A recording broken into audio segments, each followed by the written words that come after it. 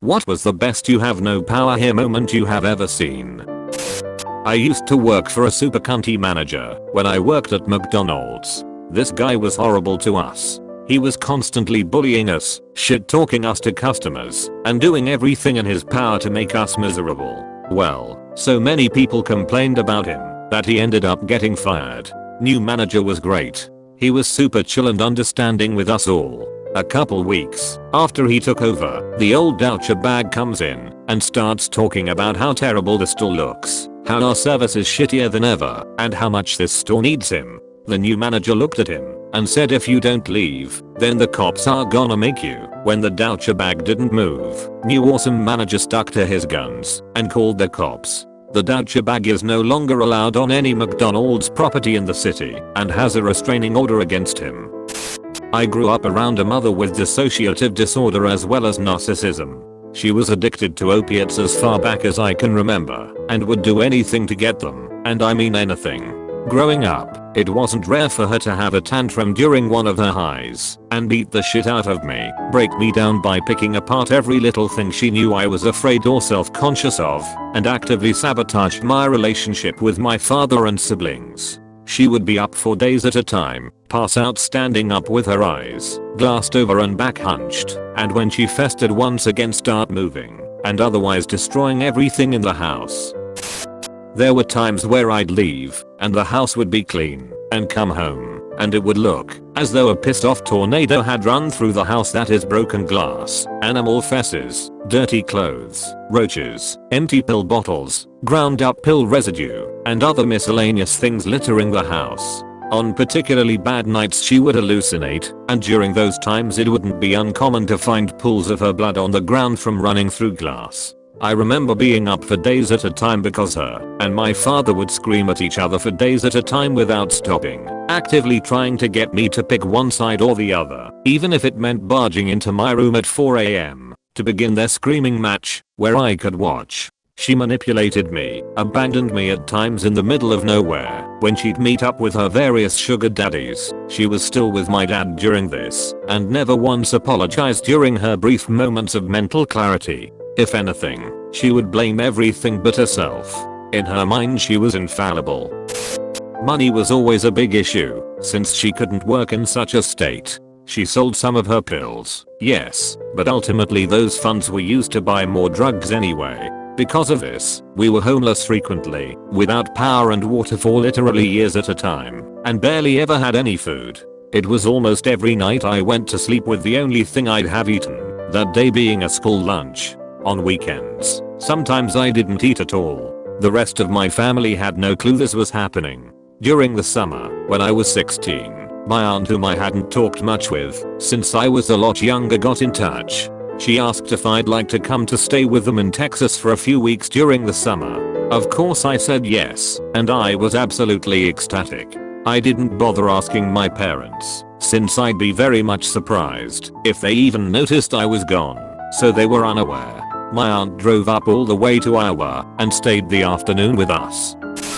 My parents seemed to lack the cognition to recognize she was even there out of the blue, so they didn't come out of their room. As I stated before would happen frequently, when she arrived our house was fairly clean. We left for a bit to go get food, and when we returned the tornado had already passed. As she told me, when we were on our way to Texas, the thing that bothered her the most wasn't that our house had suddenly gone to hell, it was that I didn't even react to it.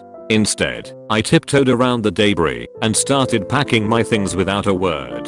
This deeply unsettled her, and ultimately she asked me if I was safe where I lived. I said yes, as it was all I had ever known. She told me that what she saw frightened her, and she wanted me to come live with her in Texas. Thinking that she was joking, I brushed it off. After a few days down there though, I knew I had to do it. They showed me love, compassion, and care that I'd never even known existed prior to this, and it shook me to my core.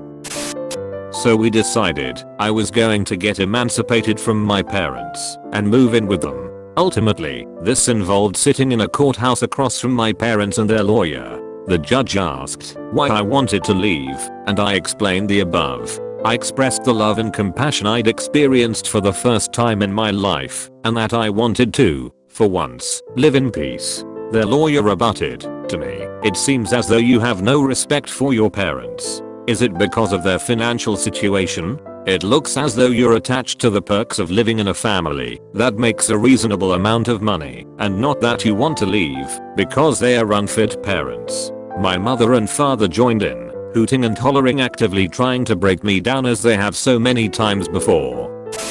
"I'll let him speak, I'll let them speak," and I held my tongue until it was my turn. They tried to goad me on, tried to break me as they had so many times before, but I wouldn't let them. Finally, the judge asked me to speak. With as level a stare as I could muster, I looked at mother, my father, and their lawyer across from me, and said, "If you're asking me if I have no respect for my parents, then you are correct. However, to say it's simply financially motivated is incorrect. I no longer have respect for them because they have." As I was nearly finished, my mother, as she had so many times in the past, began to squirm and scream at me from across the table. "He's lying, the little bastard is just," until the judge slammed his gavel down and cut the room, my mother staring up at him in complete and utter disbelief. I looked at her, keeping the tears I knew were right behind the corner at bay, and said, "For once in your life, for once in my life, behave as an adult. You can't stop me by simply yelling over me anymore. You have nothing to hold over me now. You can do nothing." As I spoke, the judge motioned to his officer, who moved towards my mother.